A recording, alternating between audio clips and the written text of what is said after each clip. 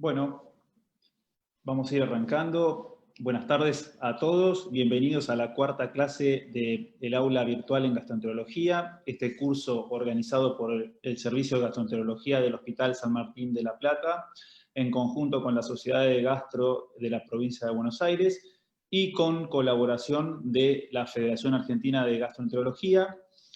El tema que vamos a discutir hoy es la resección mucosa endoscópica en colon.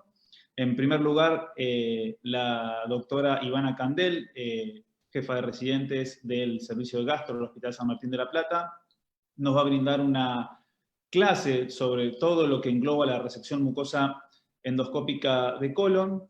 Vamos a contar con la participación de los coordinadores, colaboradores, Francisco Tufare, jefe de servicio de gastroenterología del Hospital San Martín de La Plata, y Martín Llantorno, médico de planta también del servicio de gastro del Hospital San Martín. Y vamos a contar con la presencia de dos invitados nacionales, uno de ellos Sebastián Esteves, ex médico residente del servicio de gastro del Hospital San Martín de La Plata, actualmente trabajando en el CENIC de Neuquén.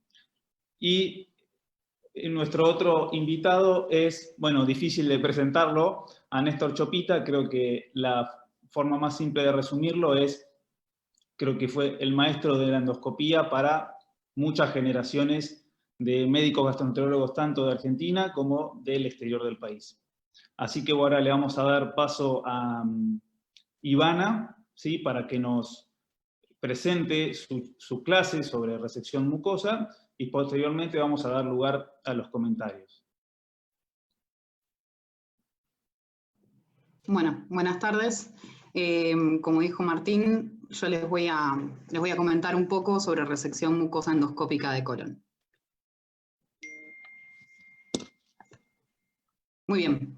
¿Cuáles son los temas que vamos a desarrollar? Vamos a empezar con una breve introducción. Vamos a hablar un poco de cómo tenemos que evaluar la lesión, cuáles son las indicaciones y las contraindicaciones de la resección mucosa endoscópica convencional, qué equipamiento hay y cuál necesitaríamos para poder llevar a cabo esta técnica. Vamos a hablar un poco de la técnica convencional de resección mucosa endoscópica y vamos a mencionar algunas otras técnicas, cuáles son las situaciones especiales, cómo hacer la vigilancia y con qué tipo de complicaciones nos podemos encontrar. Muy bien, a modo de introducción, sabemos que el cáncer colorectal puede prevenirse con la colonoscopia y polipectomía. De un 10 a un 15% de los pólipos que encontramos en las colonoscopías, sabemos que pueden ser grandes, planos o sésiles mayores de 20 milímetros. Las lesiones de crecimiento lateral tienen un grado variable de invasión submucosa y requieren una técnica más avanzada. La resección mucosa endoscópica sería el método primario para este tipo de lesiones. Muy bien, dijimos que íbamos a empezar con la evaluación de la lesión. Para esto tenemos la clasificación de París, que nos divide las lesiones en elevadas, planas y excavadas. Lo que es importante es lo que está resaltado, ¿sí? Las planas 02B, 02C y 03 son lesiones que tenemos que tener mucha atención porque tienen mayor riesgo de invasión y displasia de alto grado. La ulceración y la deformación, que es macroscópicamente visible, tiene alta probabilidad de una invasión profunda y como concepto general, a mayor tamaño y mayor depresión, hay un riesgo de invasión. Muy bien. Las lesiones de crecimiento lateral, tenemos que son lesiones que se extienden lateralmente mayores de 10 milímetros y tenemos la clasificación de Kudo para poder diferenciarlas. Tenemos las que son granulares a grandes rasgos y las no granulares. Las granulares son las más prevalentes y son las que tienen menor riesgo de invasión submucosa. La que es más prevalente y tiene menor riesgo de invasión submucosa es la granular homogénea, que tiene un riesgo de 1 o 2% de invasión submucosa. En cambio tenemos las que son no granulares, sobre todo la que vemos la segunda figura, la que es 02C más 02A, que tiene de un 45 hasta un 70% de riesgo de invasión submucosa reportado en la bibliografía. Muy bien. Para evaluar la lesión también disponemos de métodos de cromoendoscopía.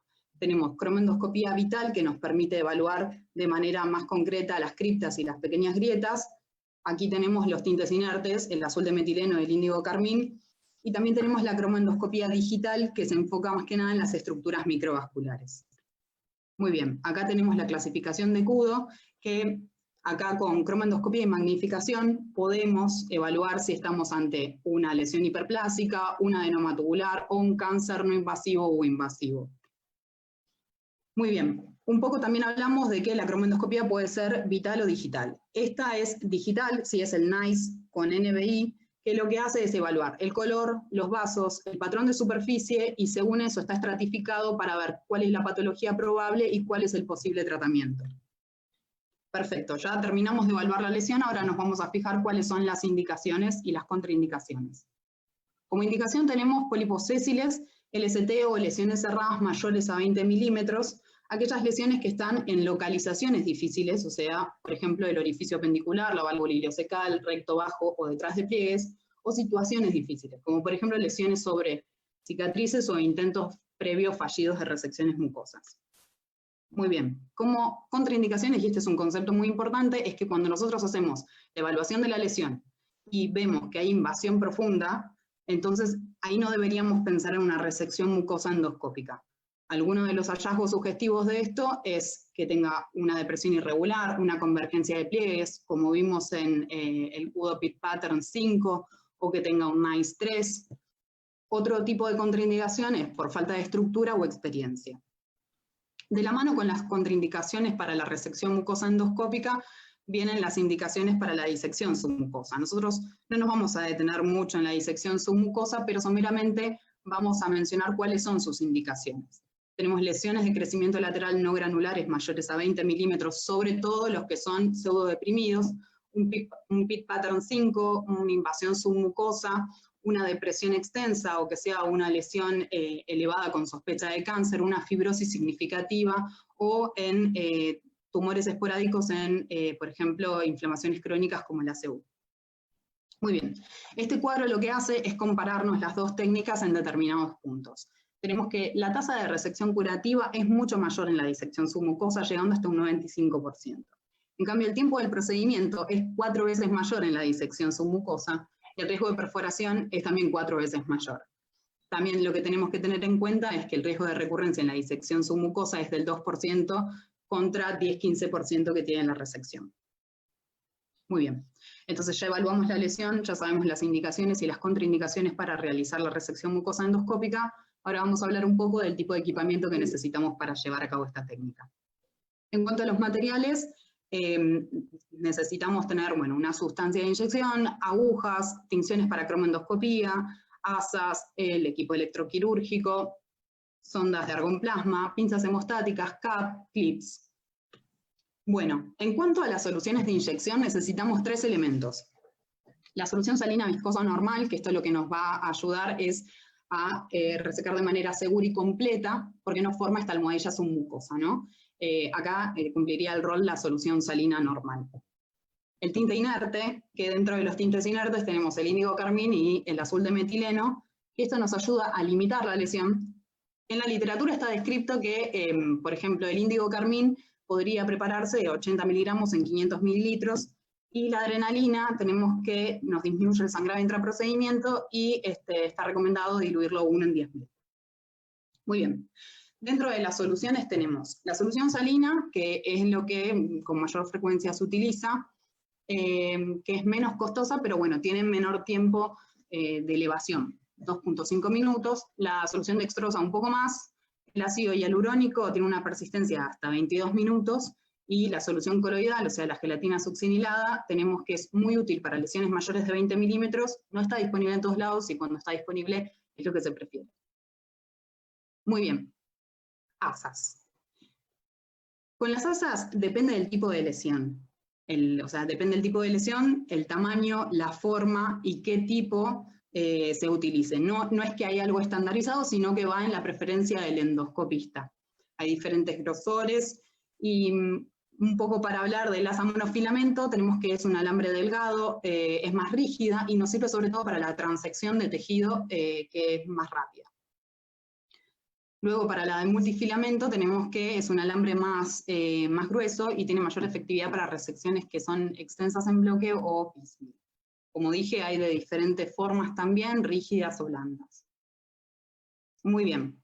Dentro de lo que son las fuentes electroquirúrgicas, lo que se prefiere, si se dispone, es de los microprocesadores controlados. Entre ellos lo que tenemos es que son procesadores que alternan, digamos, ciclos de corte y de coagulación, que ajustan la potencia, digamos, que sale de acuerdo a cuáles son las señales de impedancia que recibe del electrodo retorno. La bibliografía actualizada, el seteo que recomienda es para la resección mucosa endoscópica, EndoCAT-Q con un efecto 2-3 con una duración de corte de 1 y un intervalo de corte 4. Para la soft coagulation con la punta del asa, obviamente el modo de soft coagulation, efecto 5 y 80 watts. Abulsión con pinza caliente y EndoCAT-I con un efecto 1, una duración de corte 4, un intervalo de 1. Y la resección mucosa bajo agua, el modo recomendado es el AutoCAT o el TriCAT con un efecto 5 y 80 watts. Muy bien, ahora vamos a empezar a hablar un poco de la técnica de resección mucosa endoscópica.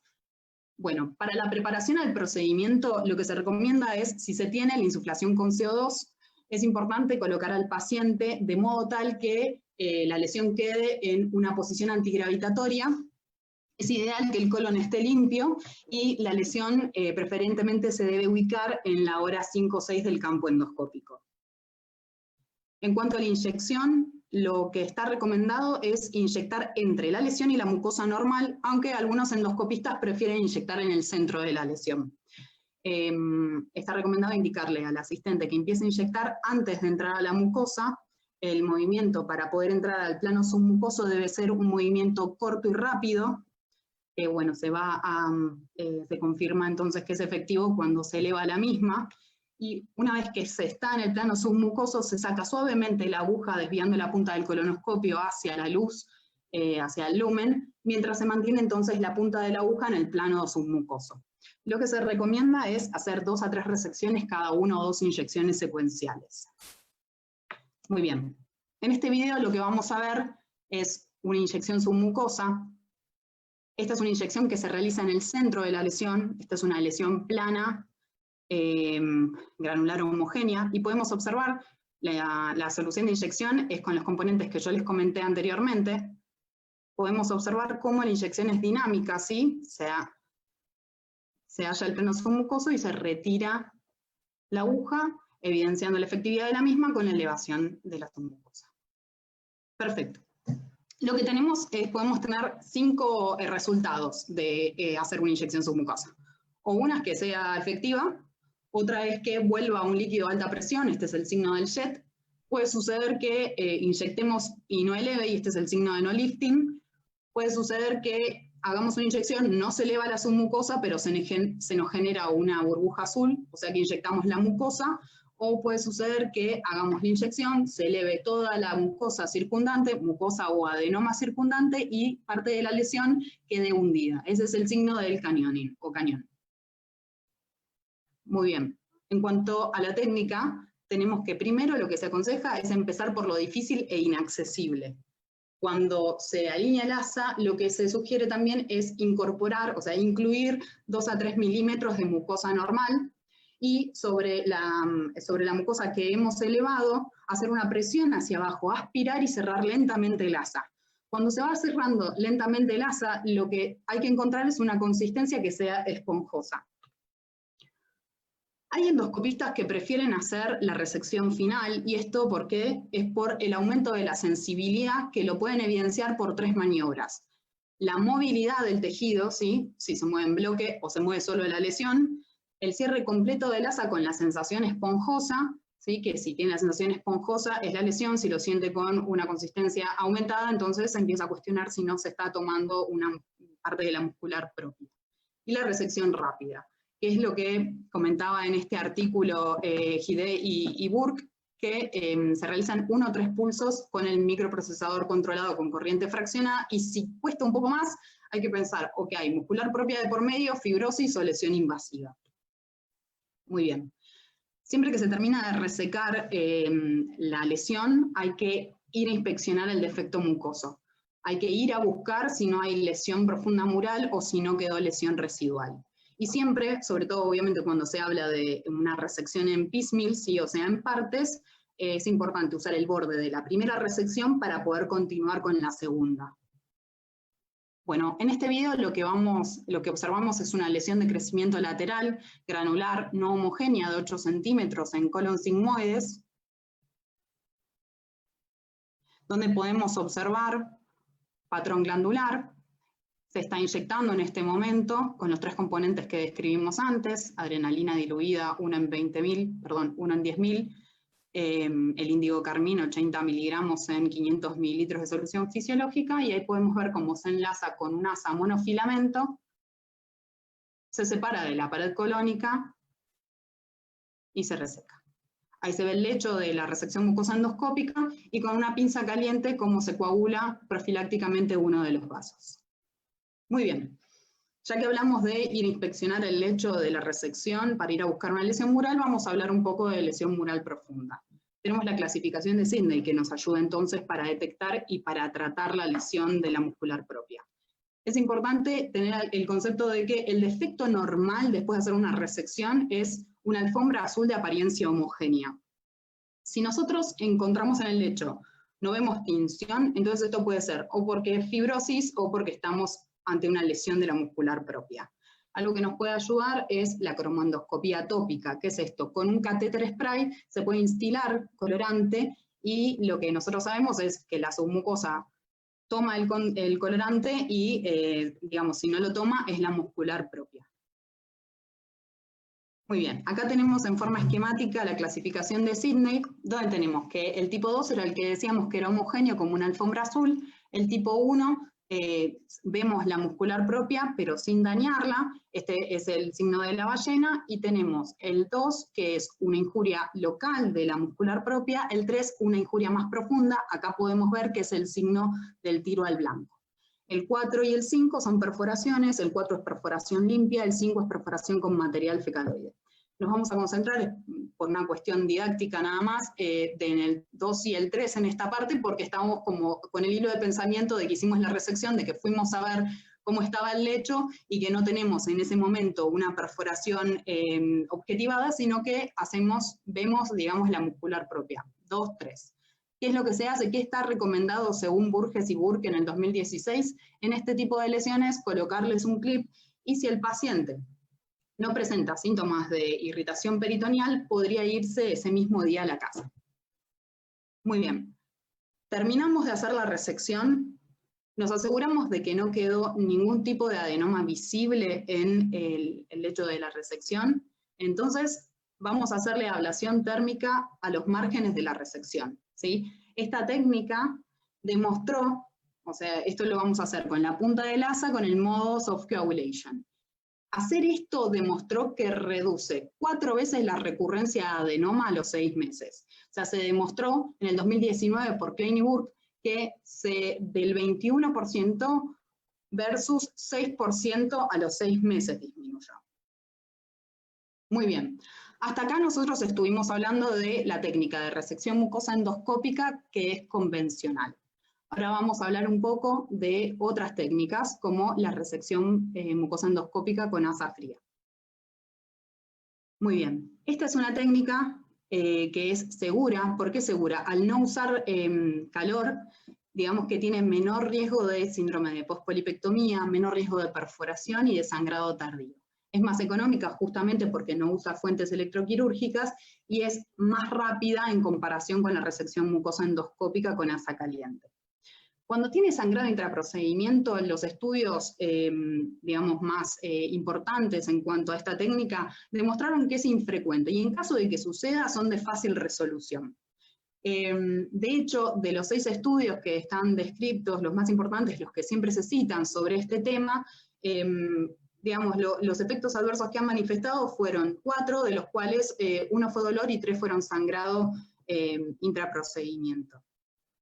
Bien, las tasas de neoplasia residual, los estudios demuestran que son mayores en las lesiones adenomatosas, y de hecho de estos 6 estudios que yo les cuento, hay 3 que solo fueron con pólipos cerrados. De los otros 3 que fueron incorporados también los adenomatosos, cuando fueron a evaluar la recurrencia, los pólipos que habían tenido mayor tasa de recurrencia habían sido los adenomatosos.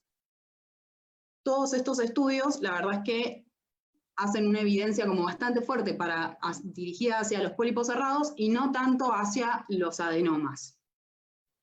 Muy bien. Ahora vamos a hablar un poco de la resección mucosa bajo agua. La resección mucosa bajo agua, en cuanto a la técnica, lo que está descrito y se prefiere a veces es utilizar un CAP, utilizar agua destilada. ¿Sí? El fundamento de usar el agua también para cubrir la lesión tiene que ver con que la mucosa y la submucosa se despegan de la muscular. Obviamente hay que evaluar la lesión con luz blanca de alta definición y NBI, y también se podría demarcar los márgenes con argón plasma. Muy bien. Tenemos un video, cortesía del doctor Esteves, donde podemos ver una lesión de 15 milímetros en colon sigmoides. Podemos observar cómo el agua destilada lo cubre, se evalúa con cromoendoscopía digital. Se enlaza la lesión con un margen, ¿sí? O sea, se enlaza más mucosa alrededor con un asa multifilamento. Se separa de la pared.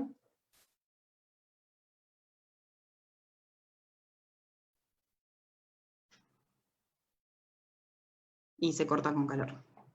Ahí se puede ver el lecho tanto de la lesión como de la pared, que quedaron muy bien.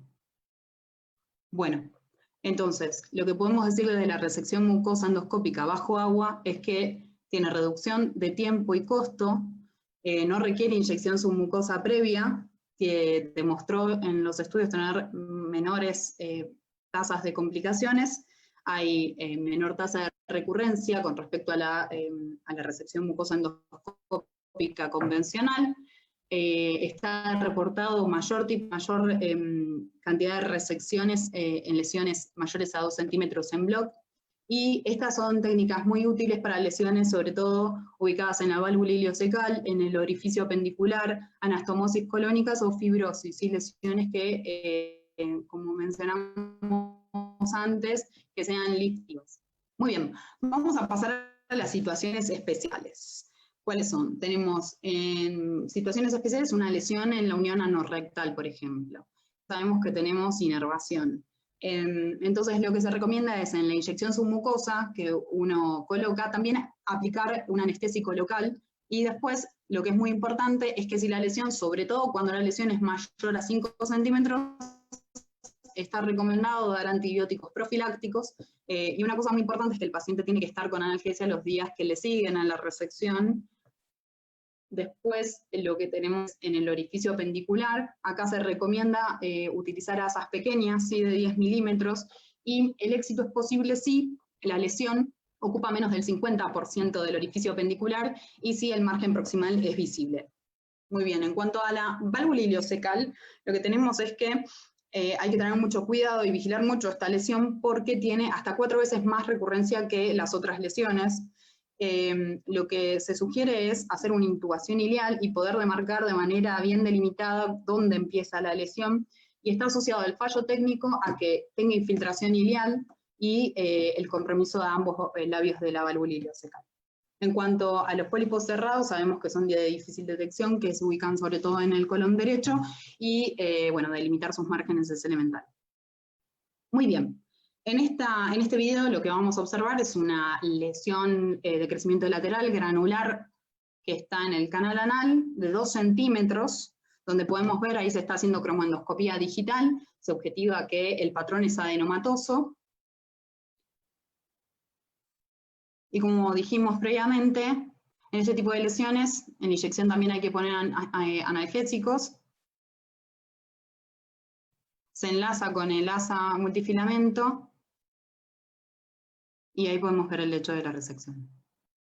Muy bien.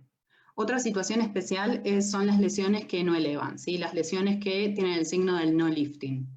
Muy bien. Lo que está descrito como técnica segura y efectiva es la abulsión fría o caliente, ¿sí? Y estos estudios lo que han demostrado es que la recurrencia de estas lesiones que se hace con esta terapéutica son similares a las lesiones que sí elevan.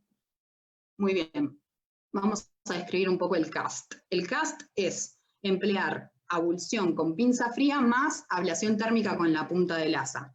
Lo que está descrito es, uno tiene la lesión que no eleva, ¿sí? Que no tiene el signo del lifting negativo, perdón, y lo que se procede es a elevar la mucosa normal que está alrededor de la lesión que no eleva, incluso, bueno, la lesión adenomatosa, pero que sí eleva, se reseca toda esa lesión, se expone la lesión que no eleva, y ahí se hace la abulsión fría y se quema con la punta del asa donde se hizo la abulsión fría. Bueno, se describió que esta técnica es segura, es efectiva y que puede evitar la cirugía en la mayoría de los LST que no elevan. También tenemos la técnica híbrida para este tipo de lesiones, que es la disección parcial de la submucosa más la resección en bloque. Muy bien. En cuanto a la vigilancia, sabemos que la recurrencia del adenoma a los 6 meses es una, digamos, nosotros tenemos que hacer la colonoscopía a los 6 meses para evaluar esa cicatriz y si hay algún tipo de recurrencia de adenoma. El ACE, que es un trabajo que presentó Tate y Burke en el 2016, lo que evidenció es que a los 4 meses hay una recidiva, hay una recurrencia adenomatosa del 16% y a los 16 meses del 4%. Lo que estuvimos hablando un poco, el hacer la ablación con soft coagulation alrededor de los márgenes sin lesión visible, redujo del 2 al 5% esta recurrencia de adenoma, y si se encuentra una recurrencia de adenoma, el tratamiento de este puede ser con ASA, se puede resecar con ASA, y o con el CAST, que es el que hablamos unas diapositivas antes, que era este de la abulsión con pinza fría, y después quemarlo con la punta del ASA con modo soft coagulation. Muy bien. Sabemos que hay 3 factores que lo que hacen es, que están relacionados a la recurrencia del adenoma. Uno es que la lesión tenga más de 40 milímetros, otro es que había un sangrado intraprocedimiento o que la lesión sea con una displasia de alto grado. Entonces, lo que hicieron Tate y Burke en el 2016 es juntar estos factores de riesgo y confeccionar un score. Muy bien, este es el CERT, es el Sydney EMR Recurrence Tool. Esto lo que hicieron es decir, bueno, este score si es 0, es bajo riesgo, ¿sí? ¿Esto qué significa? Que la recurrencia del adenoma a los 6 meses fue similar a la de los 18, 9.8 versus 11.6. El CERT, que iba del 1 al 4, fue considerado de alto riesgo. Y miren, o sea, a los 6 meses tenía 23% versus 18% a los 36.3, a los 18 meses, perdón, 36.3%. Entonces, la conclusión de este trabajo es la siguiente. Ellos postulan que al paciente que tiene un CERT 0, o sea que no presenta ninguno de los 3 factores de riesgo para tener recurrencia adenomatosa, dicen, podemos hacerle la colonoscopía a los 18 meses, evitando exponer al paciente a una colonoscopía y, bueno, evitando los gastos de la misma. Algo también muy importante es hacer una evaluación estandarizada de la cicatriz de la resección mucosa endoscópica. Esto se recomienda con luz blanca de alta definición y NBI, y esto demostró tener una sensibilidad, una especificidad y un valor predictivo negativo superior al 93%. Dentro de las cosas que se pueden hallar cuando uno va a evaluar de manera estandarizada la cicatriz es, o se encuentra una cicatriz suave, o se puede observar una recurrencia adenomatosa, puede también haber un artefacto de un clip, pueden haber nódulos inflamatorios regenerativos o puede haber cambios inconcluyentes. Lo que se recomienda es realizar terapéutica con asa fría y o CAST a la recurrencia adenomatosa y a las áreas ambiguas como los nódulos inflamatorios. Muy bien, un poco nosotros ya habíamos visto la clasificación de Sydney. Acá comenzamos con la última parte de la clase, que son las complicaciones. Y bueno, para hablar un poco de la perforación, es lo que en este esquema han descrito como tipo 4 o 5, que es la perforación limpia o la que tiene material fecaloide, en donde lo que se recomienda es, cuando es advertida obviamente, hacer clipar esa parte y internar al paciente para monitoreo y obviamente evaluar el trabajo multidisciplinario con imagenólogos o cirujanos, dándole al paciente terapia antibiótica y con reposo digestivo. Muy bien. Algo importante de este trabajo es que se evidenció que las lesiones murales profundas, o sea que es el Sydney del 3 al 5, ocurrió en 3% de las resecciones mucosas endoscópicas, y algo muy interesante es que cuando analizaron a ver a qué factores estuvo asociado tener una lesión mural profunda, evidenciaron que la localización en el colon transverso era una, sobre todo porque al no estar adherido a las fascias es más móvil este sector del colon, entonces cuando el endoscopista hace la movilización para ver si está tomando planos profundos o no, puede entonces acá confundirse. La resección en bloque de lesiones mayores a 25 milímetros también estuvo relacionado con lesiones murales profundas y que la histología sea una displasia de alto grado o un cáncer invasivo submucoso. Otro tipo de complicaciones es el sangrado. Tenemos el intraprocedimiento y el que es postprocedimiento. El intraprocedimiento es el que ocurre durante el procedimiento y persiste durante más de 60 segundos o requiere una intervención endoscópica. El que es postprocedimiento es después del procedimiento y hasta 30 días después del procedimiento, y esto, este requiere que el paciente consulte a la guardia o se hospitalice o se tenga que reintervenir. Como medidas para el sangrado de intraprocedimiento, lo que se aconseja es una irrigación vigorosa y una aspiración precoz para mejorar la visualización y que esto pueda ayudar al cese del sangrado. Y la inyección con adrenalina diluida está recomendada en combinación con un segundo método.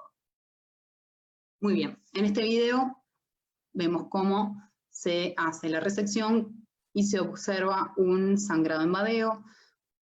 Se lava de manera enérgica, continúa el sangrado, con la punta del asa se intenta cauterizar el vaso, no se logra, se vuelve a lavar y finalmente se coloca un hemoclip donde exitosamente teníamos cese del sangrado. Otra complicación es el síndrome postpolipectomía, y esto se debe a un daño térmico de la pared del intestino con una inflamación localizada de la serosa y peritonitis. Como signos y síntomas, el paciente puede presentarse con fiebre, con dolor abdominal, leucocitosis. A este paciente se le da una terapéutica antibiótica, reposo digestivo y se le dan fluidos por vena, y estos cambios locales pueden evidenciarse por imágenes. Bueno, a modo de conclusión, la resección mucosa endoscópica es la primera opción para este tipo de lesiones, para los LCT no invasivos. Es una técnica que es segura, que es efectiva y que es accesible, y la ablación térmica adyuvante reduce la recurrencia del adenoma, y el CERT mostró ser una herramienta que es efectiva para evaluar el riesgo y también para evaluar el tiempo de vigilancia para la recurrencia, y la recurrencia es evaluada, dijimos, por técnicas de imagen y es tratada con técnicas que son seguras y sencillas. Bueno, muchas gracias. Bueno, muchas gracias, Ivana. Muy clara y muy completa la presentación, tocando muchos temas, sobre todo que siempre fueron discutidos en la mucosectomía. Ahora le vamos a dar paso al panel de expertos y a los invitados. ¿Te parece, Martín, algunas palabras como para cerrar este tema tan complejo y tan diverso como es la mucosectomía, con tantos tópicos como para discutir, hacer algún tipo de comentario? Sí, ¿ahí se escucha bien? Sí, perfecto. Bueno, antes que nada, felicitar la presentación de Ivana. La verdad que es un tema que hay muchos puntos de cuestiones técnicas que se pueden discutir y desarrollar. Y creo que como todo en la endoscopía, uno tiene que valorar los parámetros de calidad, ¿no?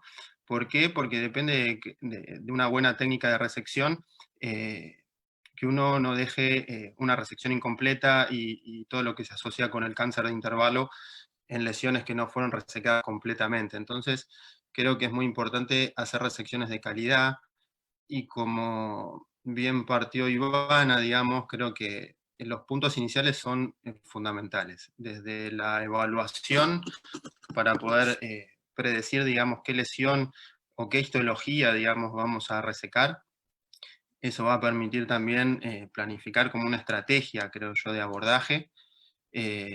Tomarse el tiempo, creo que es importante para evaluar completamente una lesión y después buscar estos puntos o estas zonas que decía Ivy que tienen mayor riesgo de invasión submucosa, como son los nódulos, como son las áreas deprimidas o sectores de irregularidad en el patrón glandular o vascular.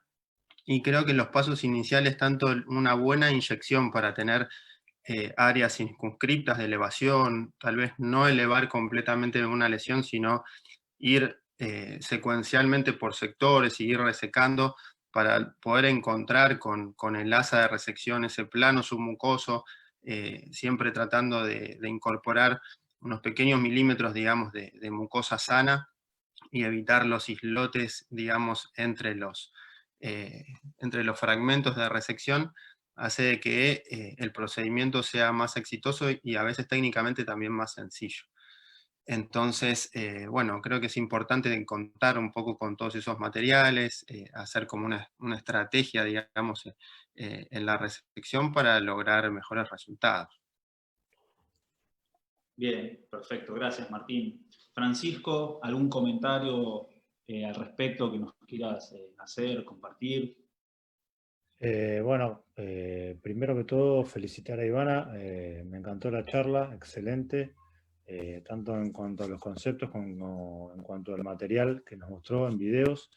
Y bueno, sí, coincido totalmente con Martín, como la mayoría de las cosas en endoscopía y principalmente cuando se habla de lesiones que son probablemente oncológicas, lo que nos hable de calidad en cuanto a resección de las mismas, nos va a hablar de algo que nos va a redituar en confianza, en que a ese paciente lo va a dejar libre de enfermedad adelante. Por eso, el hecho de la evaluación de la lesión que vamos a sacar y principalmente la evaluación de la lesión post-resección, algo que Ivana puntualizó bastante, me parecen de vital importancia con respecto a este tema. Y después con respecto a las técnicas, bueno, sí, hoy en día está muy en controversia, o no sé si en tanto en controversia, pero bueno, ahí me gustaría por ahí abrir un poco el juego para nuestros invitados nacionales, principalmente, bueno, tanto a Néstor como para Sebastián, y empezar a hablar de qué tipo de lugar tendría o en qué punto se pone la controversia entre una disección submucosa y en contra de la mucosectomía, que es la técnica que se ha descrito, no solo en cuanto al tamaño, sino que, bueno, una de las cosas que puntualizó Ivana, que me parecen totalmente lógicas y surgen de los trabajos que uno ha leído, es que una técnica tiene muchas ventajas en cuanto a los porcentajes de resección total y la baja tasa de recidiva, pero bueno, la disección submucosa tiene un tiempo de procedimiento exponencialmente mucho más alto que el de la mucosectomía, y algo que no se dijo, pero que bueno, eso es lo que quería preguntarle principalmente a Néstor, una curva de aprendizaje mucho más engorrosa y difícil de conseguir. No sé qué te parece, Néstor, a vos.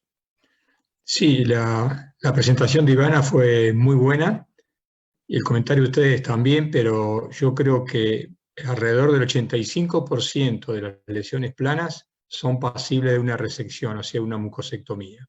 Y queda un 15% para una disección. Si ustedes los analizan de la parte oriental, los japoneses están influidos para hacer disecciones, están programados para ese tipo de técnica. Por lo tanto, tienen 85 o 90 de disección y un 10% de mucosectomía. Cuando vamos hacia Occidente, esa curva se va invirtiendo. Hay un 80-85% de mucosectomía y un 15% de disección. El otro hecho importante es que para lesiones planas de tamaño grande, o sea, más de 3 centímetros, es mejor derivar a centros de referencia. Yo digo que una lesión plana de 1.5 o 2 centímetros se puede realizar prácticamente como una polipectomía, pero cuando son lesiones más grandes y los porcentajes de complicación son mayores. Con respecto a la tecnología, en muchos casos no es necesario tener la alta resolución, etcétera, etcétera, sino hacer una muy buena semiología de la lesión. Y eso nos va a permitir predecir si podemos resecarlo o no, posteriormente corroborado o no con la inyección. Y el otro hecho interesante es que no siempre necesitamos alta tecnología, hay centros que no la tienen, que comienzan o que están en etapa de aprendizaje y que pueden usar los colantes clásicos, el índigo carmín o los otros que hay en plaza para discernir bien el tipo de lesión y proceder a resecar. Pero ser cauto, cuando la lesión es muy grande es preferible derivar esos pacientes a un centro de referencia. Bien, muchas gracias, Néstor. Sebastián, ¿algún comentario, algo que quieras compartir con nosotros? Sí, ante todo saludarlos a todos y agradecerles el honor de compartir con ustedes esta actividad, sobre todo con mi maestro, con Néstor. Y bueno, qué más aportar que él, pero puntualmente hacer referencia, y agradecerle a Ivana por su excelente presentación, creo que fue muy completa, y en la lucha de colonoscopistas contra el cáncer de colon, y contra el cáncer de intervalo, o sea, siempre hablamos de calidad en colonoscopía, y Ivana nos dio una clase de calidad en mucosectomía, que son las dos aristas con las cuales creo que tenemos que trabajar. Y dentro de esa clase de calidad en mucosectomía, me parece que el primer punto es lo que recién decía Néstor, que también decían Martín y Pancho, que tenemos que reafirmar a la mucosectomía como la principal herramienta para el tratamiento de las lesiones planas del colon. Y eso me parece que es el primer mensaje que tiene que quedar, que la mucosectomía sigue siendo, a pesar de las distintas recomendaciones, sigue siendo la principal herramienta para la terapéutica de lesiones planas. Que el tamaño de 20 milímetros que está propuesto sobre todo por las guías orientales, para nosotros creo que no debería ser una limitante, si todo el resto de los puntos que enumeró en ese caso Ivana. Y después, cuáles son las limitaciones de la mucosectomía o respecto de los resultados. Ivana mencionaba que tenemos un 10 o un 15% de recurrencias con la mucosectomía o con la mucoscópica. Eso es para todas las lesiones en general. Cuando hablamos de lesiones mayores de 20 milímetros, la probabilidad de recurrencia aumenta un poco más, se habla de hasta un 22%. Entonces ahí es donde se empieza a pensar en la disección submucosa endoscópica como una alternativa. Pero como decía Pancho, la disección submucosa en manos experimentadas tiene hasta un 3% de probabilidad de perforación en colon, tiene una curva de aprendizaje alta, y algo que tenemos que valorar que no solemos hacer, sobre todo acá en Argentina, es el tiempo que nos insume.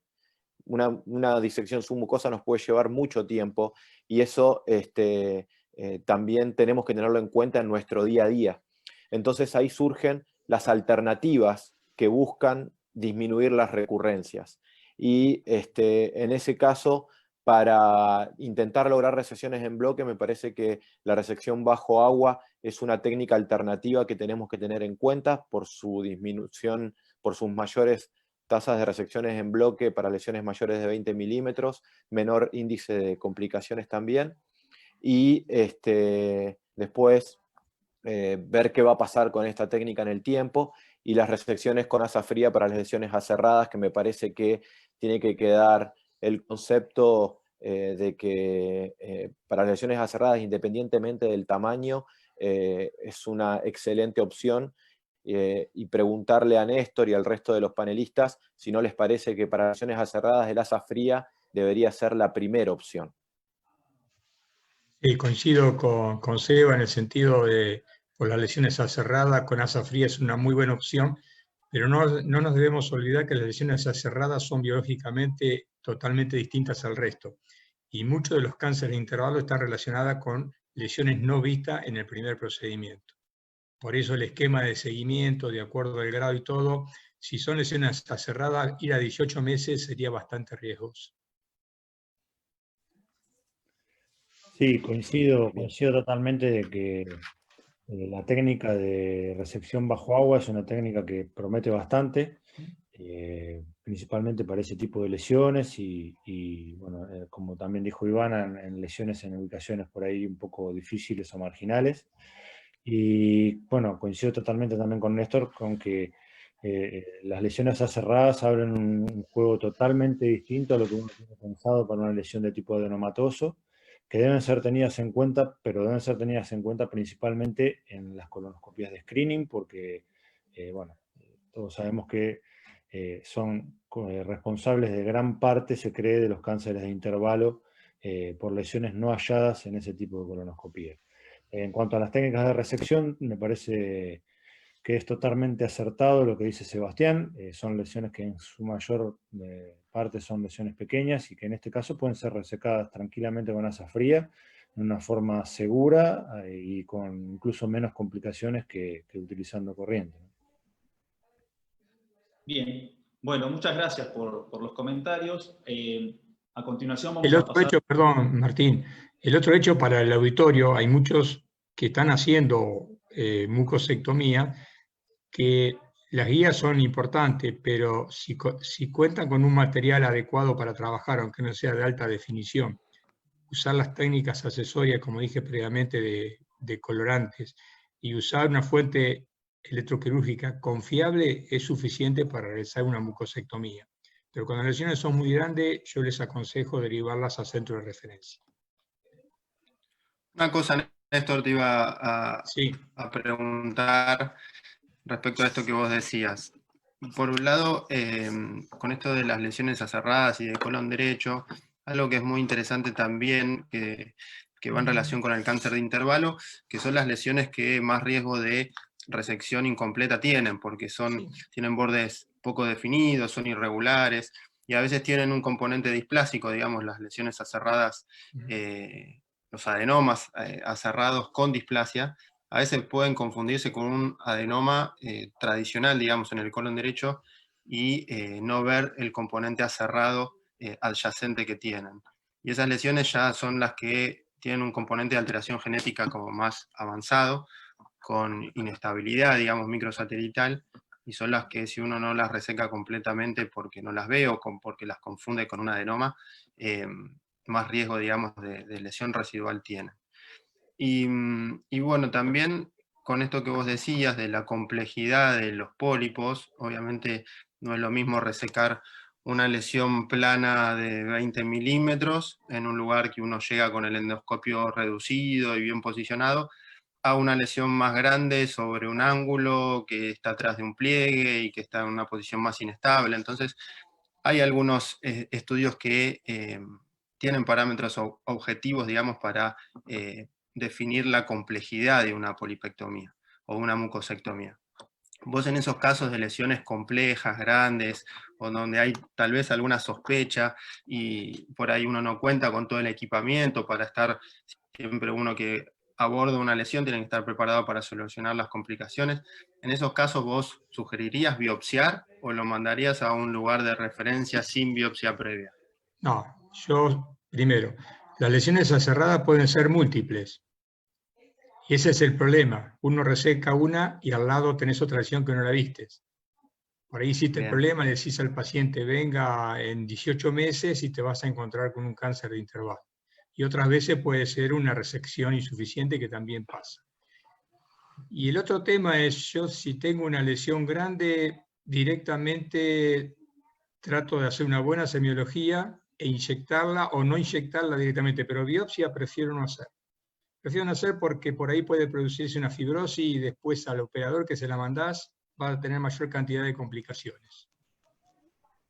Bien. Y no debemos olvidar que también un pequeño porcentaje de lesiones planas grandes que son pasibles de tratamiento quirúrgico, porque hoy en día está la vía laparoscópica, del lado derecho una hemicolectomía por laparoscópica es una cosa muy sencilla. Y con respecto a la disección y a la mucosectomía, yo pongo un caso típico, un ejemplo. Un día estaba reunido Wei con Q y toda la armada japonesa. Y le dijo, ¿cuánto tardan ustedes en hacer una disección? 2 horas. Yo en 2 horas hago 4 mucosectomías y gano 4 veces más que ustedes. Y los resultados son los mismos. ¿Qué quiere decir eso? De que la mayoría de las lesiones planas son pasibles de resecar por mucosectomía y no por disección, como está haciendo la escuela japonesa en forma permanente. Bueno, muchas gracias. Ahora vamos a pasar con las preguntas del auditorio. Florencia Giraudo y Laura Garbi, médicas planta del servicio, nos van a leer las preguntas para el panel.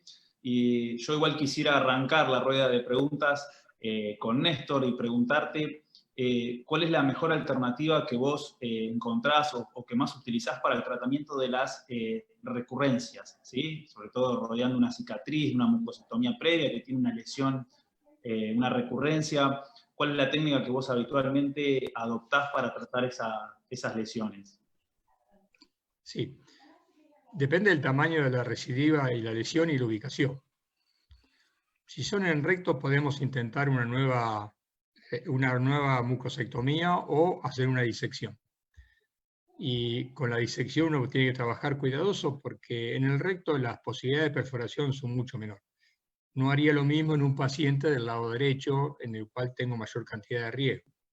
Y si eso me sigue dando, no la puedo resecar, en el lado derecho prefiero mandarla directamente a una cirugía por vía laparoscópica, aunque tengo algunas variantes como es la resección en masa, en bloque completamente y cerrada con un clic. Que eso para el recto es muy difícil técnicamente, pero para el resto del colon se puede hacer.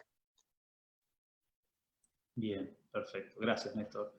Laura, Florencia, ¿tenemos preguntas? Hola a todos. Sí, tenemos unas cuantas preguntas. Por un lado, preguntan sobre la inyección, digamos, si ustedes sugieren la inyección sobre la lesión o en la adyacencia de la lesión, el uso o no de adrenalina, y cuando se inicia la resección, primero iniciar por el área más fácil de resecar o primero prefieren lo más complicado. Y luego también el tratamiento de los bordes de esa lesión, si hacerlo con soft coagulation o con argón. No sé si los comentadores y los invitados, cortito, nos pueden explicar, digamos, cómo intentarían ellos o cómo abordarían ellos una lesión, ¿no? Contestando estas preguntas. No sé si querés empezar, Francisco. Bueno, mirá, sí, cortito, en cuanto a la forma de infiltración, bueno, yo soy partidario siempre de infiltrar, empezando por la periferia y siempre de proximal hacia distal. También soy de la idea de que siempre hay que intentar sacar primero lo que uno resulta que le va a resultar más difícil o lo que uno piensa que va a ser más dificultoso. Y en cuanto a la adición o no de adrenalina, yo generalmente no suelo infiltrar mucho las lesiones, salvo por ahí las de más tamaño, las de mayor tamaño. Y en cuanto a eso, tendría muy en cuenta también la localización de la lesión, pero sí, en general lesiones de recto, sigmoides y transverso se puede trabajar en forma confiable y segura con una adición de adrenalina de 1 en 10.000 o 1 en 20.000. Muy bien. No sé si alguien quiere comentar algo más, si no, Seba. Con respecto a la soft coagulation, digamos, en los países subdesarrollados es una técnica muy fácil de utilizar. Usar la soft coagulation y quemás todos los bordes. Si tenés argón es mucho mejor, pero el argón de los pobres es la soft coagulation, o el asa de polipectomía. Bien. Seba, por ahí si nos querés contar... Hay que tener en cuenta algo que dijo Ivana y que es muy es real, que se ha visto con bastante certeza de que para la efectividad del tratamiento de los bordes de la lesión con soft coagulation o con argón siempre es después de estar seguro que uno ha sacado todo el adenoma que estaba viendo, ¿no? No para lesiones remanentes invisibles, sino para el borde de la lesión totalmente resecada. Bien. Seba, no sé si nos querés contar algo sobre las técnicas de resección sin elevación. Sé que estás con la técnica bajo agua, tenés bastante experiencia. Sí, no sé si tengo tanta experiencia, pero la estoy haciendo. Y realmente a medida que la voy haciendo me entusiasma cada vez más. Porque uno cuando empieza a trabajar en esto empieza a leer, empieza a buscar algunas ventajas y eso lo lleva a intentar trabajar con este tipo de técnicas. Lo primero que me animó a trabajar con este tipo de técnicas es puntualmente la publicación del doctor Barros de trabajar con asa fría en lesiones aserradas. que realmente me pareció muy interesante. Y después, viendo al doctor Bill Müller, cómo podía sacar en bloque lesiones que de manera ágil y segura, lesiones que habitualmente a nosotros nos llevan un poquito más de tiempo. Entonces, a partir de ahí empezamos a trabajar en esto y realmente nos parece una técnica ágil, segura. Me parece importante, y quería preguntarles al resto del panel, en este tipo de técnica que nosotros lo adoptamos a trabajar con CAP, pero que ya sistemáticamente lo empezamos a hacer en todos en todas las mucosectomías. Directamente entramos con CAP porque no nos dificulta la técnica convencional ni las técnicas alternativas, y muchas veces nos ofrece ventajas. Me parece importante realizar una demarcación de la lesión y empezar a hacer la curva de aprendizaje desde lesiones más chicas a lesiones más grandes. Ahí Ivana mostró un videíto de una lesión que medía aproximadamente 12 milímetros, y bueno, y así empezamos nuestra curva de aprendizaje y ya estamos trabajando con lesiones más grandes. Realmente a mí particularmente me entusiasma encontrando detalles técnicos que nos van haciendo que la técnica sea un poquito más efectiva y menos laboriosa. Y bueno, y los...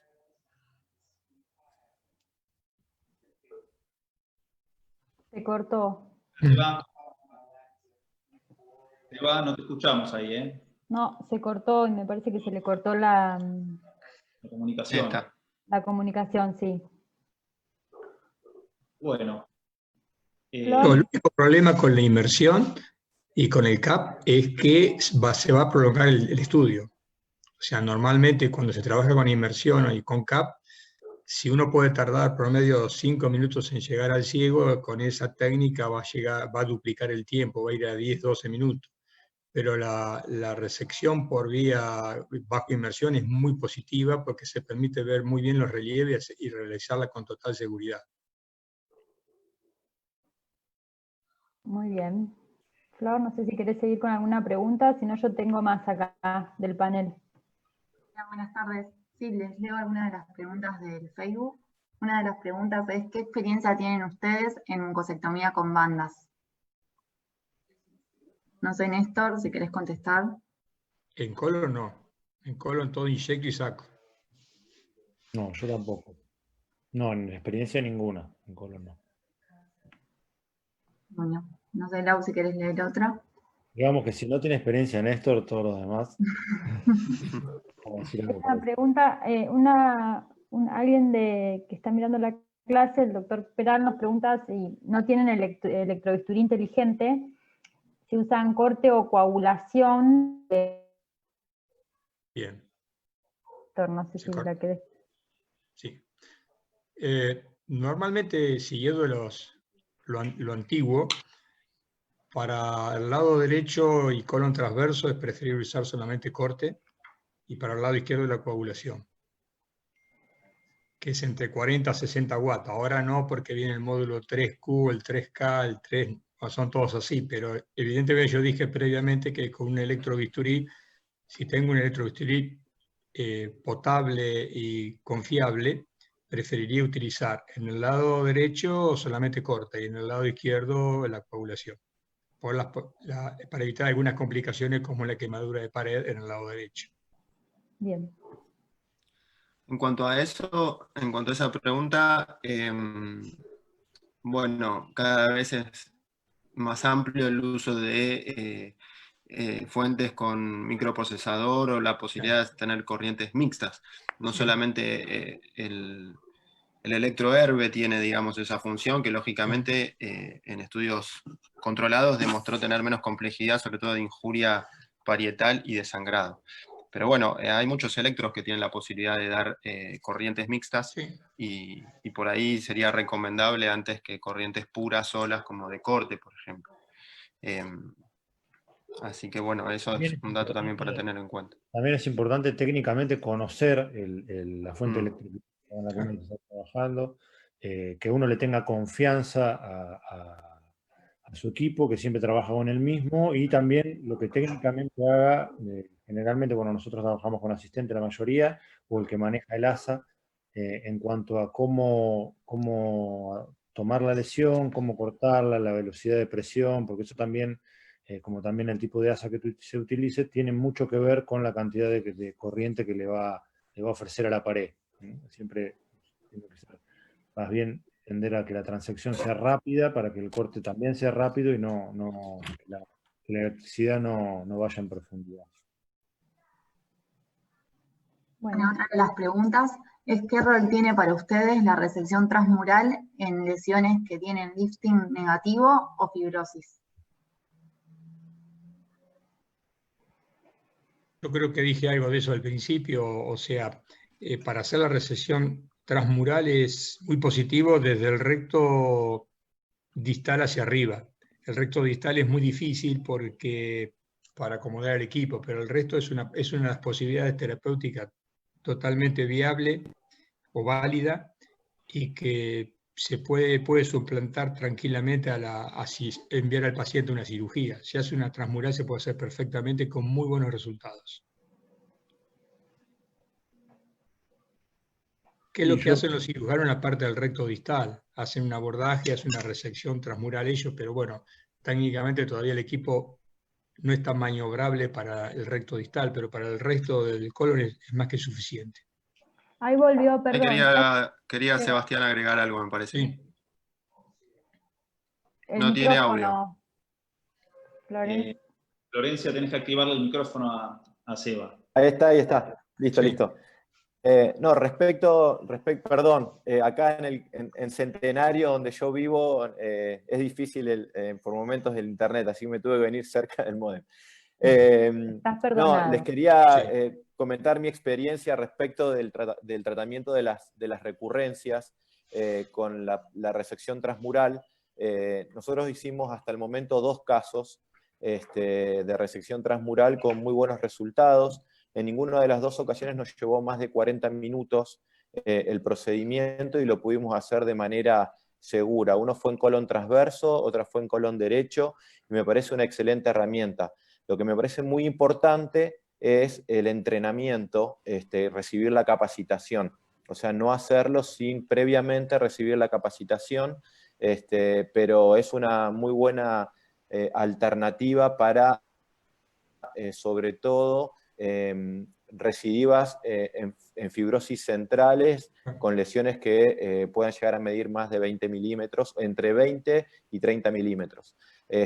Y lo que también nos pasó es que otros 2 pacientes que nos derivaron para intentar hacer resecciones transmurales, previamente utilizamos la técnica de inmersión para tratar de evitar la resección transmural y pudimos lograr exitosamente y de una manera ágil también la resección bajo agua, que es más barata, es menos invasiva y es otra alternativa que podemos utilizar.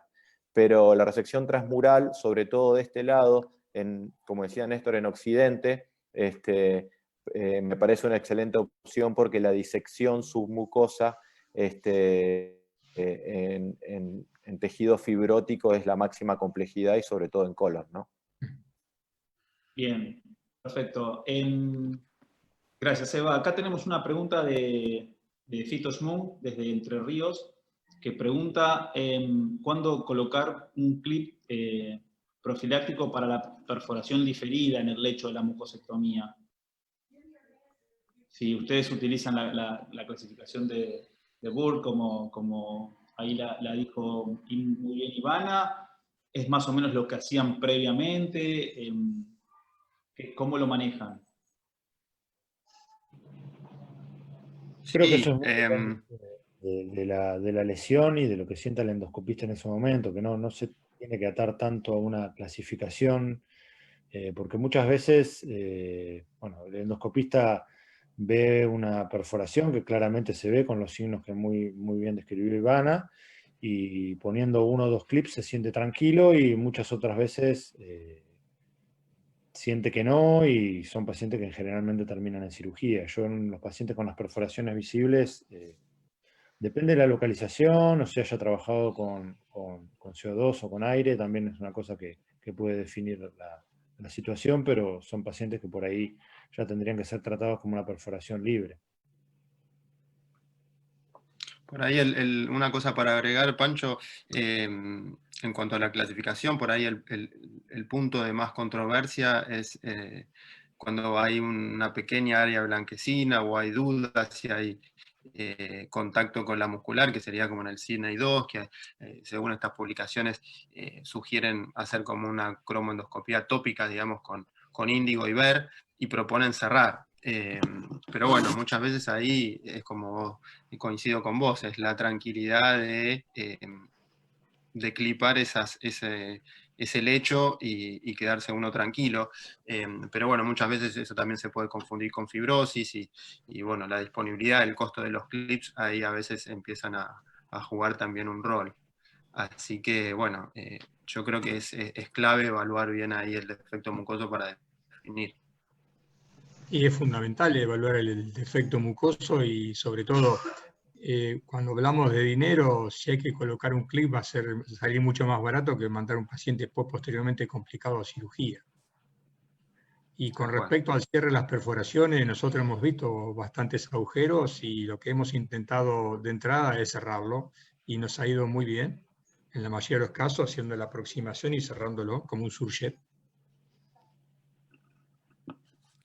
Y en caso estos que casos se trabaje también, con aire, Néstor, en caso que se claro, trabaje con aire, hay que eso pincharle te iba el a abdomen preguntar. para sacarle el neumoperitoneo posteriormente. ¿Sí, Martín?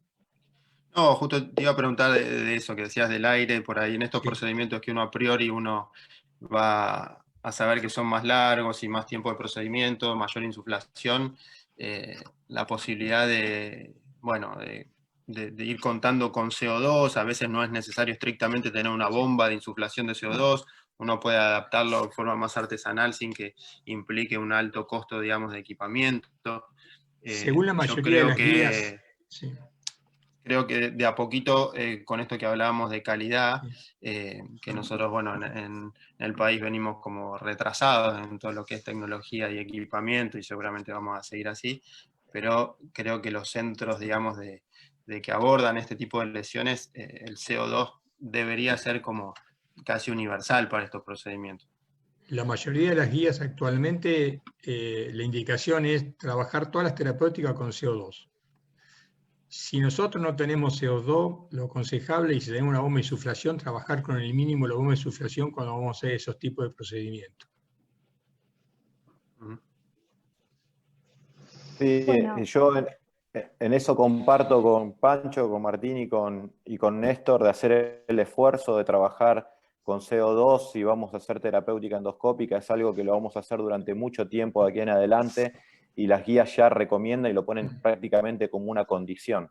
Y bueno, y después siempre darle la chance a la terapéutica endoscópica, pero como dijo Pancho, no confiándose y no subestimando la complicación, hablando con el cirujano para que esté enterado del paciente y sobre todo, algo muy importante, hablar con el paciente y con la familia antes del procedimiento y explicarle que eso puede pasar y cuáles son las probabilidades de resolución.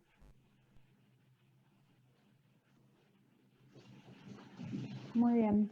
Martín, yo tengo algunas preguntas más, no sé si tenemos tiempo. Sí, unas preguntitas más, Laura, y damos cierre a la una de las preguntas es ¿cuándo considerarían marcar la lesión una vez hecha la resección y si se debe realizar la coagulación profiláctica de todos los vasos visibles en el lecho?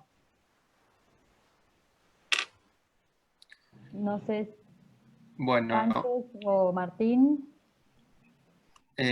Mira, en cuanto a la primera pregunta, en colon no está tan estipulado, digamos, que sea necesario como en otras localizaciones de previo a la resección tener que marcar. En general, los bordes suelen ser bien definidos, la elevación usando, digamos, colorantes suele ayudar a mejorar, digamos, la definición del borde, salvo que, bueno, que alguna lesión particular tenga bordes más imprecisos que sea difícil de definir, pero si no, no es una necesidad, digamos, para todos los casos.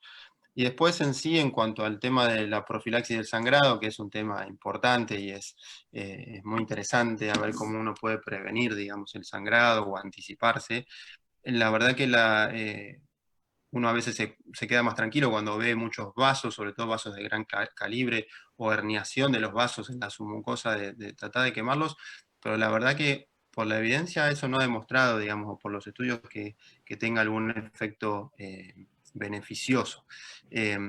Por ahí un dato que a veces no tenemos en cuenta o uno lo piensa respecto a la polipectomía, que con la aspirina, por ejemplo, uno no tendría más complicaciones. En la resección de lesiones grandes, sobre todo mayores de 2 centímetros, uno debería evitar la aspirina. Está recomendado que uno debería suspenderlo porque tiene más riesgo de sangrado.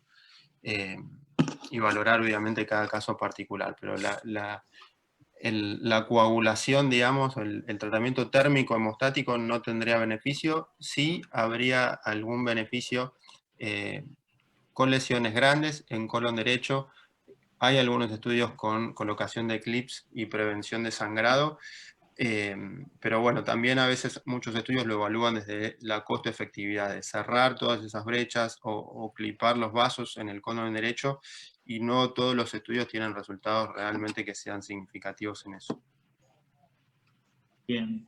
Yo tengo una pregunta para Néstor. Néstor, una vez realizada la mucosectomía, ¿cómo es el postprocedimiento inmediato del paciente en cuanto al ayuno, en cuanto al alta hospitalaria? ¿Cómo lo manejás vos? Generalmente los pacientes lo que hacemos es, en la mayoría de las lesiones, los dejamos 2 o 3 horas en recuperación, y si no ocurre absolutamente nada, lo mandamos con un control telefónico las próximas 24 horas y las primeras 12 horas con ayuno, con líquido solamente. Pero no dejamos internados a los pacientes con una mucosectomía, salvo que haya una complicación, obviamente. Que haya una perforación, ahí sí tiene que quedar internado, como lo dijo Ivana en su presentación, pero si no, el resto se puede manejar de esa manera perfectamente, no requieren internación. Vos los dejás en el servicio de endoscopía un periodo un poco más 2 horas y se va a la casa. El procedimiento se va a la casa ya con dieta líquida desde que se va, y sí, con 12 horas y un control telefónico. Exacto. Bien, perfecto. Otra de las preguntas, Pancho, es cómo valorar la cicatriz post-resección mucosa endoscópica y si en todos los casos o no tomarían biopsias. Bueno, como bien lo puso Ivana en su presentación, la evaluación de las cicatrices es de vital importancia, y ahí también tiene un gran rol que todos los endoscopistas intentemos hablar el mismo idioma al momento de describir las lesiones, al momento de describir lo que encontramos y al momento de describir lo que hacemos. Bueno, porque muchas veces, como también lo dijo Ivana, una lesión en la que al momento de resecarla, si no fue uno el que lo hizo, se encuentra con una lesión que puede tener un artefacto, que puede ser simplemente porque haya sido necesario en su momento colocarle un clip, por ejemplo. Y eso implicaría un granuloma o un artefacto por clip que no necesariamente sería necesariamente biopsiado. Ahora, si no tenemos ese antecedente, habría que realizar una buena semiología, como dijo Néstor, como se debe realizar de cualquier lesión. La cromoendoscopía, sea con tinciones o de tipo electrónico, creo que es fundamental, y ante la más mínima duda, yo soy partidario de biopsiarlas. Otra pregunta del auditorio, que es del doctor Martínez, que está acá en el aula con nosotros. Es un poco para vos, Seba, que sos el que más experiencia tiene, por lo que estuvimos charlando. ¿Qué desventaja le encontrás a la mucosectomía bajo agua cuando tenemos alguna complicación como la perforación?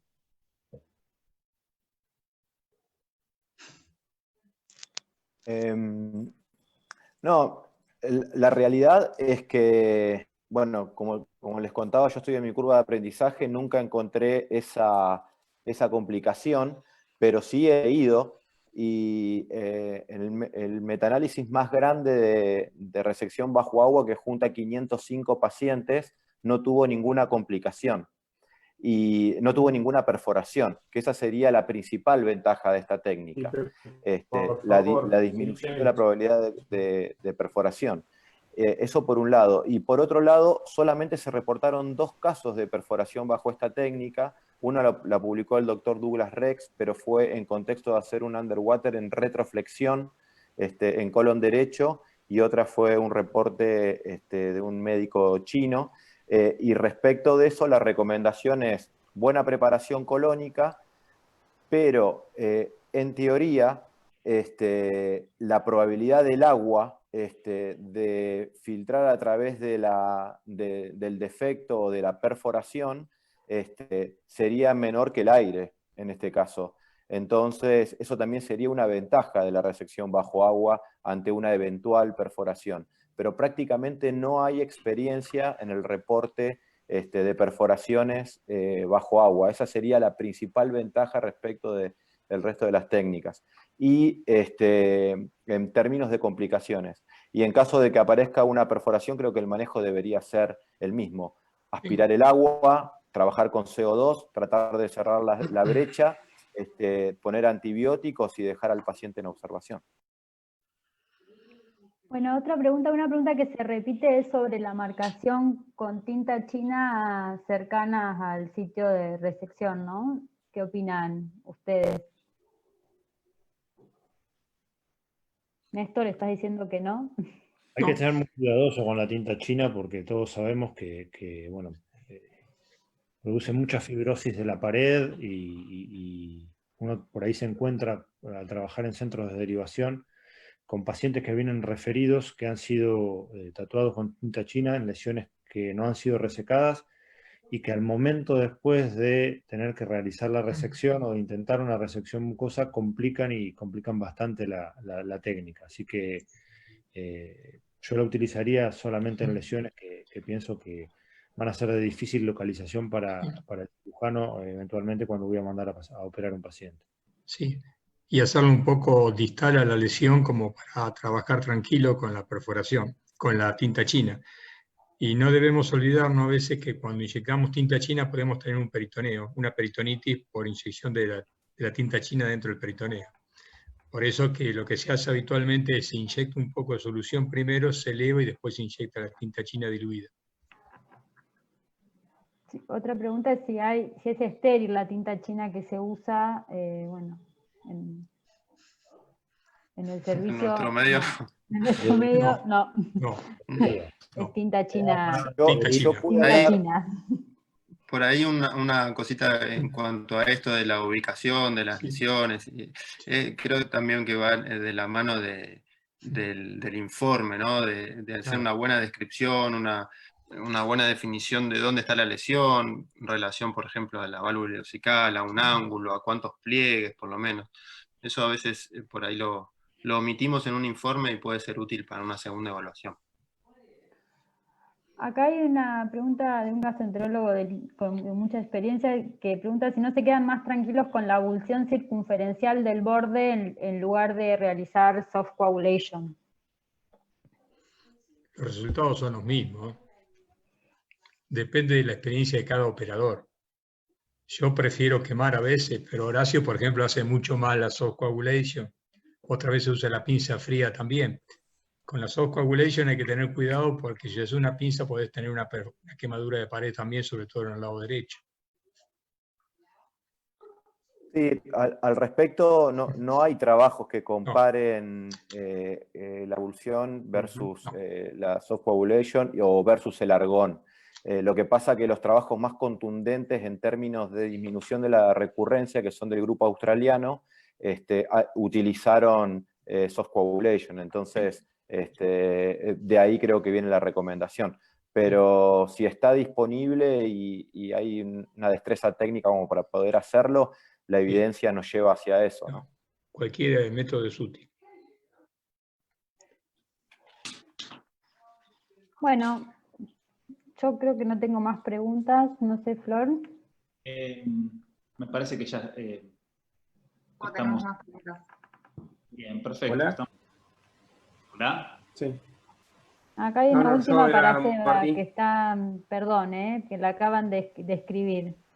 es directamente para Sebastián.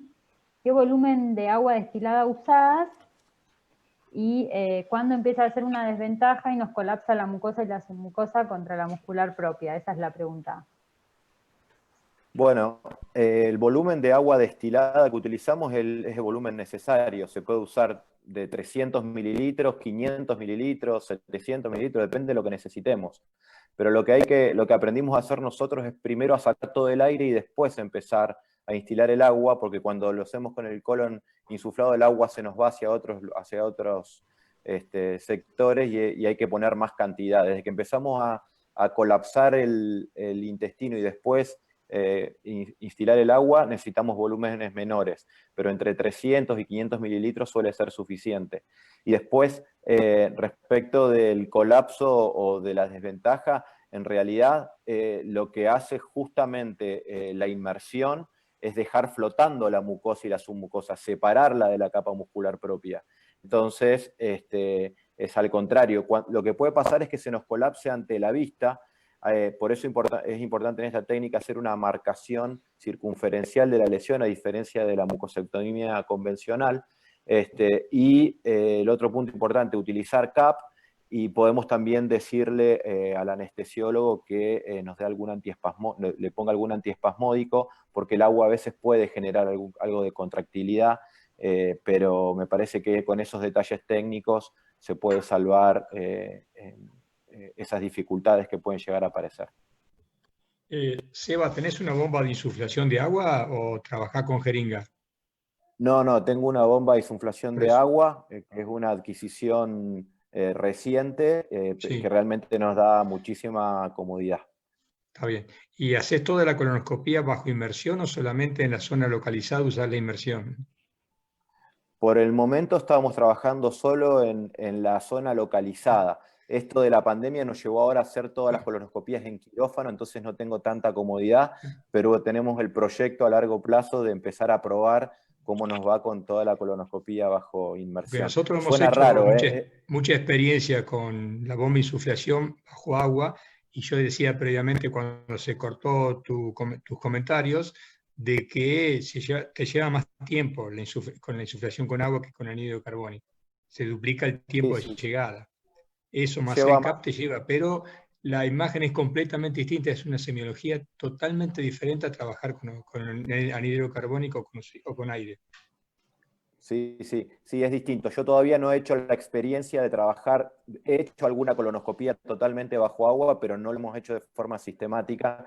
Por ahora estamos yendo solamente a la experiencia de la terapéutica. Está bien. Bueno, muy bien. Con esta última pregunta ya cerramos esta charla muy rica, muy productiva. En primer lugar, agradecerle a Ivana por la presentación, que fue muy completa y muy clara. Y segundo, agradecerle a los comentaristas, a Martín, a Francisco, a los invitados nacionales, Seba y Néstor, por sus aportes. Y bueno, al resto decirles que los esperamos la semana que viene, el miércoles a las 18, con la quinta clase de este aula virtual de gastroenterología. Bueno, buenas tardes a todos y nos vemos.